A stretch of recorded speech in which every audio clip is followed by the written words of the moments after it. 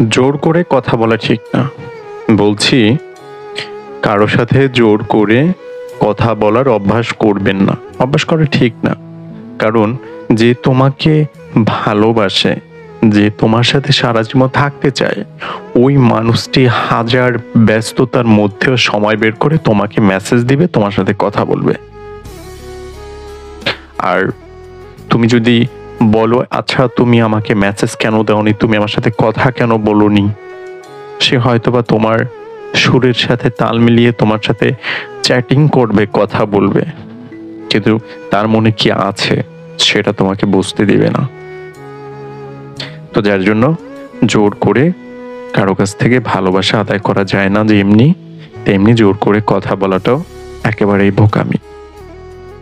যে তোমাকে সত্যিকারে ভালোবাসবে, যে তোমাকে সারা জীবনের জন্য পেতে চায়, সে দেখবে পাগলের মতো করছে। হাজারো ভুলের মধ্যে তোমার সাথে রাগারাগি হয়েছে, ভুলটা তোমার ছিল, কিন্তু সে দেখবে দিন শেষে তোমাকে রাগটাকে মাফ করে দিয়ে সেই তোমাকে মেসেজ দেবে।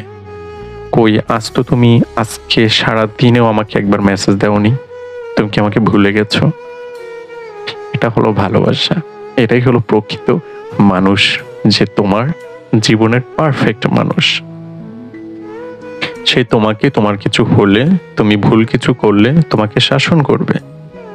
এটা কেন করছো, ওইটা কেন করছো, আমাকে কেন বললে না। দেখবে সে এক ধরনের একটা অধিকার। এই অধিকারটা কিসের? এই অধিকারটা সারা জীবনের জন্য, তোমাকে নিয়ে থাকার জন্য, তোমার সাথে ওই মানুষটি বুড়ো হতে চায় বলে।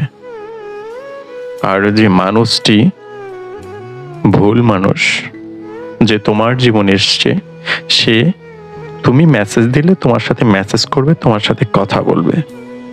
তার যখন মন খারাপ থাকবে সে তখন তোমাকে খুঁজবে। আবার তার যখন মন ভালো হয়ে যাবে সে অন্য কারোর সাথে কথা বলবে। এটা হলো রং মানুষ, জীবনের ভুল মানুষ। তো এই ভুল মানুষের সাথে যদি তুমি থেকে থাকো, সময়ের অপেক্ষা করো যে কখন সে তোমাকে ফেলে চলে যাবে। এর জন্য সবাইকে নিজের প্রকৃত মানুষটি কে তোমাকে ভালোবাসে সেটা আগেই ফাইন্ড আউট করতে হবে। জোর করে কারোর সাথে কথা বলা ঠিক নয়। হাজারো ব্যস্ততা থাকলেও ছোট করে একটা মেসেজ দেওয়া যায়। একটা মিটিং আছে, একটা গুরুত্বপূর্ণ কাজে আছে, ভালোবাসার মানুষটি মেসেজ দিয়েছে, তুমি কি করো? তখন ছোট একটা মেসেজ দিয়ে দিন, আমি একটা গুরুত্বপূর্ণ মিটিংয়ে আছি, তোমাকে মিটিংটা শেষ করে মেসেজ দিচ্ছি। এটা ভালোবাসার এক ধরনের কার্টেসি বহিঃপ্রকাশ। ধন্যবাদ সবাইকে।